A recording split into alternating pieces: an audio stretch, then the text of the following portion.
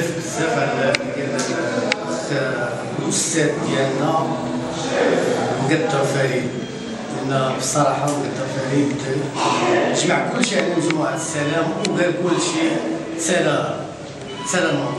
اللي غادي نقول انا هو البدايه ديال مجموعه السلام هي بدات سنه 1992.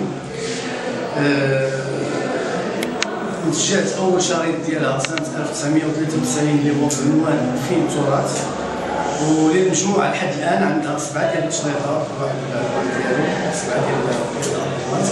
مجموعه السلام وقفات واحد المده ديال 12 سنه.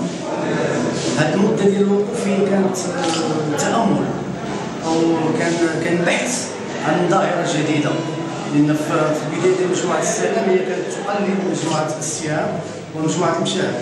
اما الان فمجموعه السلام فاصبحت كتمتع او اصبحت كتميز واحد اللون جديد واللون ديالها، يعني وليتي ملي كتسمع مجموعه السلام كتعرف الستيل ديالها واللون ديالها.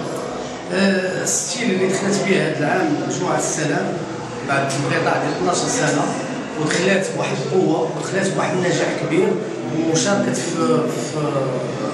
في عده ديال المهرجانات مؤخرا في الصيف هذا وكانوا ناجحين. والسبب ديال النجاح هو اللون الجديد للمجموعه، وهذا اللون هو كيمزج ما بين جميع الالوان ديال المجموعات كالالوان هي خليط من المجموعات.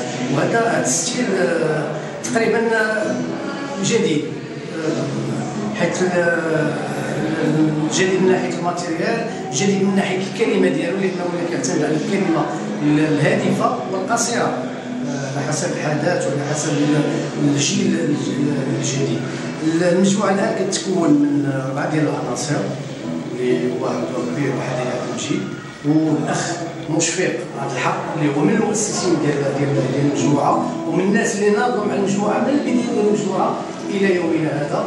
كاين الشناني عبد الهادي اللي هو عضو جديد للمجموعه واضاف للمجموعه شيء كثير، انه هو اللي كيتميز بالصوت اللي كنقولوا هنا باللغه ديال الموسيقى بيغي، يعني صوت رقيق، وعنده اضافات كبيره للمجموعه. الاخ خالد اللي هو تقريبا مشهور غني عن التعريف، هو ولد الحي المحمدي وكاع الناس ديال الحي المحمدي كتعرفوا، غني عن التعريف، وتا هو كان من الناس اللي عطاو المجموعه وضافوا لها شيء كثير. وهاد الناس هما اللي نجحوا مجموعه السلام لحد الان، وما بانش الانقطاع ديال المجموعه، وما بانش الفتره ديال 12 سنه اللي وقفت فيها المجموعه. وشكرا.